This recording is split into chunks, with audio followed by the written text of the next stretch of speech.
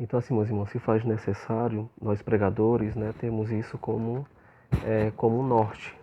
Temos consciência da necessidade de fundamentar a pregação. Até porque a fundamentação da pregação, ela serve como que uma ofensiva.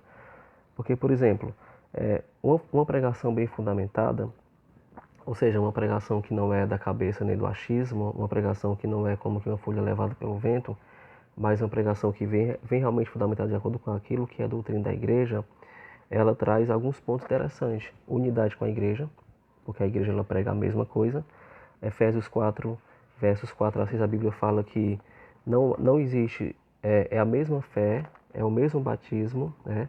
Não existe duas fés, existe apenas pessoas que confundem a cabeça de outras, colocando realidades diferentes, mas é a mesma, só existe uma só fé, só existe um só Senhor e um só batismo. Então, uma só fé, um só Senhor e um só batismo. A pregação, portanto, ela deve estar na unidade com a igreja. E o catecismo da Igreja Católica, no parágrafo 830, você pode pegar lá, o catecismo vai dizer o seguinte, que um dos motivos pelas quais a igreja recebe o nome de católica é pelo fato de ela ser enviada em missão por Cristo à universalidade do gênero humano. Jesus falou isso pelo mundo inteiro, né? Mas ele também falou: anunciai, ensinai tudo aquilo que eu vos disse. Então, apesar de a Igreja Católica ela estar no mundo, ela está em várias realidades, várias paróquias, várias dioceses, mas a pregação, a doutrina, a mensagem dela é a mesma. Outra questão interessante com relação a ter fundamentação das nossas pregações é também a questão de que ela vai trazer coerência entre as mensagens. Porque, como já falei anteriormente, o Espírito Santo, ele não confunde, ele liberta.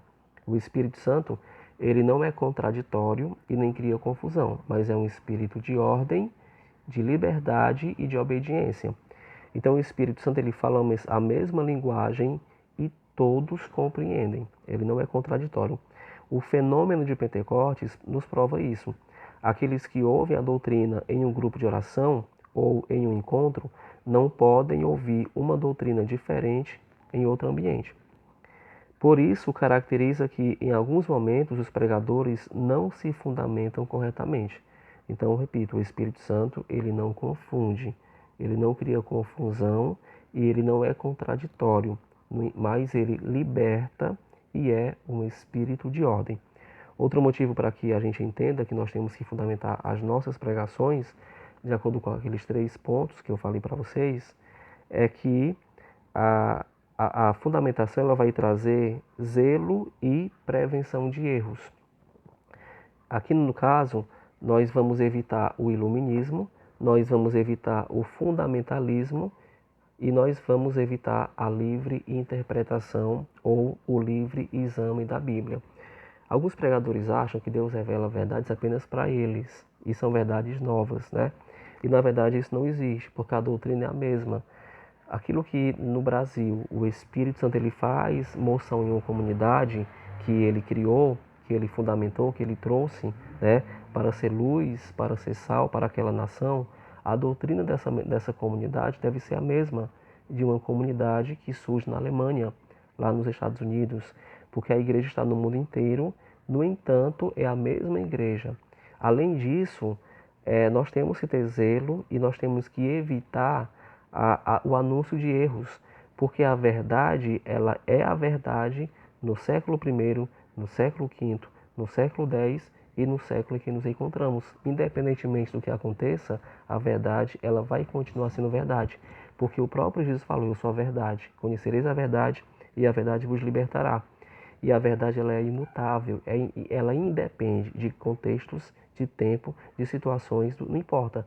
A verdade ela é verdade. Tanto que a palavra fala em Jeremias 48, verso 10. Maldito é aquele que negligencia a obra do Senhor. Então, eu não posso trazer mentiras misturando com verdades para que as pessoas, ao escutarem a mensagem da palavra de Deus, elas possam ir por aquilo que eu estou direcionando o coração delas. Mas eu tenho que pregar a verdade completa, sem mistura nenhuma, sem mercadez do evangelho. O zelo pelas coisas do Senhor é sagrado. Formar-se e fundamentar-se é questão de zelo. Infelizmente, muitos erros acontecem nas pregações. A gente percebe isso, né? O pregador ele vai mais pelo lado pessoal, ao invés de ele pregar a palavra daquilo que a Bíblia diz e daquilo que a igreja diz. Além disso, podem os pregadores incorrer em algumas armadilhas. Quais são elas? A questão do iluminismo, ou seja, o pregador ele é como que um iluminado, Deus fala apenas com ele, Deus dá uma revelação particular a ele e Deus não dá a mais ninguém. Também acontece a questão do fundamentalismo, isto é, e a gente percebe muito isso, né, nos tempos de hoje, a Sagrada Escritura sendo analisada ao pé da letra, de forma literal. E também acontece a questão do livre exame ou da livre interpretação. A livre interpretação ela vai criar, no caso, uma confusão de exegese, de interpretação da Sagrada Escritura.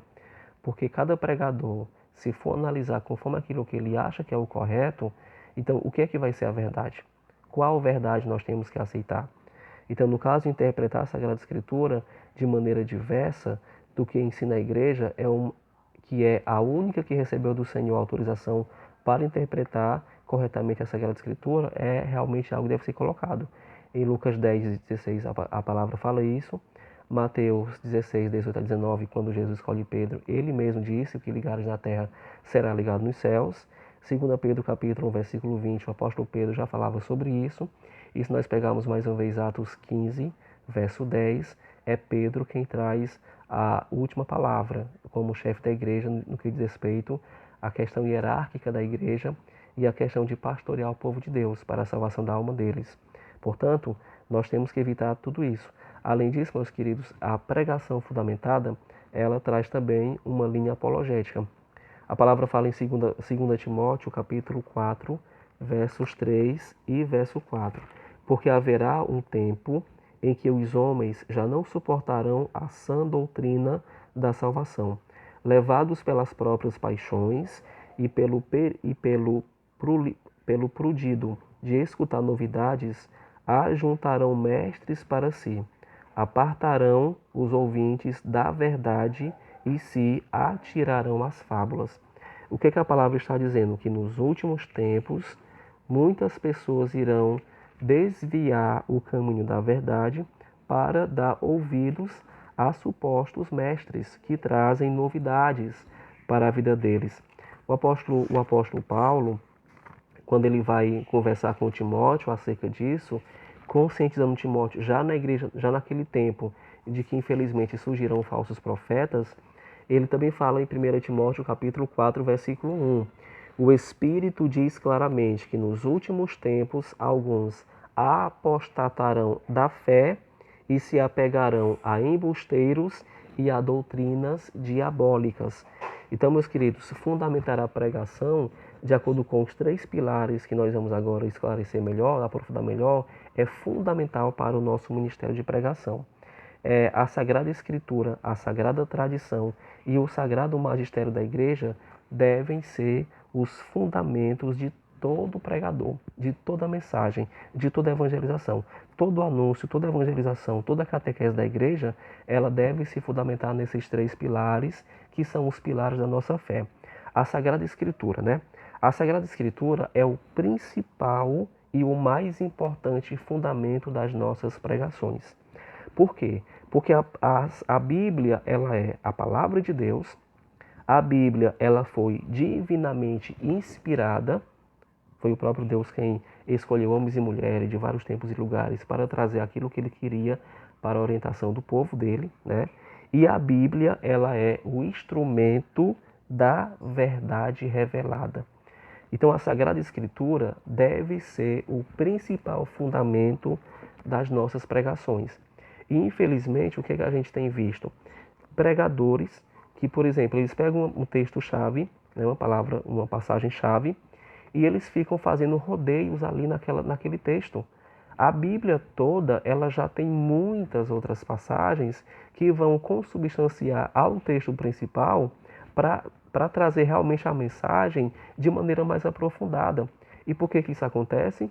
Porque, infelizmente, nós pregadores não lemos a Sagrada Escritura. Porque quando você lê a Bíblia, você percebe isso claramente, né? Através de todas as palavras da Sagrada Escritura, Deus pronuncia uma só palavra, seu verbo único, no qual se expressa por inteiro. O Papa Bento XVI, ele falava muito isso.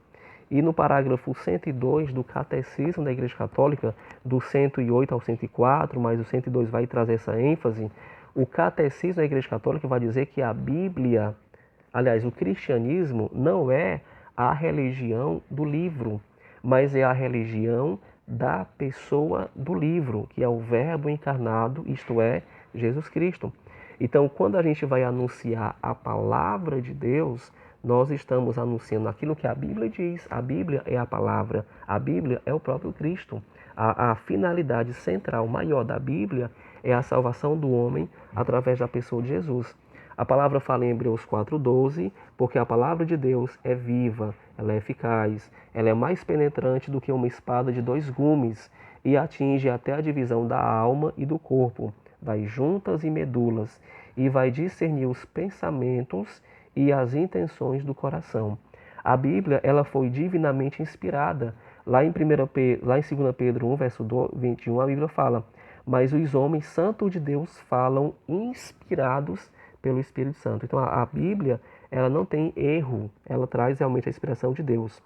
No Catecismo da Igreja Católica, no número 106, a Igreja vai falar: na redação dos livros sagrados, Deus escolheu homens dos quais se serviu, fazendo-os usar suas próprias faculdades e capacidades, a fim de agir Ele próprio neles e através deles, para que eles pudessem escrever como verdadeiros autores, aliás, tudo e somente aquilo que Ele próprio queria que eles quisessem escrever. Então veja que a Sagrada Escritura, ela traz isso como algo maravilhoso. E o último ponto desse primeiro aspecto é que a Sagrada Escritura, ela é o instrumento da verdade revelada. E todo pregador tem que ter isso por mente. Ele tem que saborear a Escritura, ele tem que comer da Escritura, ele tem que ler, ele tem que realmente aprofundar a sua leitura na Sagrada Escritura. Se o instrumento da verdade revelada é a Bíblia, por que eu vou pela televisão? Por que eu vou por aquilo que o mundo diz? Se o instrumento da verdade revelada é a Sagrada Escritura, a minha pregação, ela deve estar cheia de Bíblia. A minha pregação tem que estar com Bíblia direto, passagens e mais passagens da Sagrada Escritura, para fundamentar aquilo que a mensagem, ela vai estar sendo dita. Lá em 2 Timóteo capítulo 3, versículos 15 e 16, a Bíblia fala o seguinte: as sagradas letras podem te instruir para a salvação pela fé que está em Jesus. Ame a Bíblia e a sabedoria te amará. Ama e ela te guardará. Honra e ela te abraçará. É o que fala São Jerônimo. São Jerônimo então fala o seguinte: olha, o Evangelho é o corpo de Jesus e as Santas Escrituras são a sua doutrina. Sem dúvida a frase, aquele que come a minha carne e bebe meu sangue, conhece o mistério eucarístico, ele tratando sobre essa questão da Eucaristia. Mas o verdadeiro corpo de Cristo e o seu verdadeiro sangue são também as palavras das Escrituras, isto é, sua divina doutrina. Se uma parcela de hórtia vem cair no chão, ficamos profundamente transtornados. Se enquanto ouvimos a palavra de Deus, que é o corpo e o sangue de Cristo, pensamos em outra coisa, que irresponsáveis seremos. Olha que interessante. Ele fala mais: a carne do Senhor, sendo o verdadeiro alimento e o seu sangue, a verdadeira bebida nesta vida presente, nosso verdadeiro bem é então comer sua carne e beber o seu sangue, não somente no mistério eucarístico, mas também na leitura das Escrituras. Então, olha que maravilha a Bíblia. A Bíblia é fonte central, é fonte principal de verdade.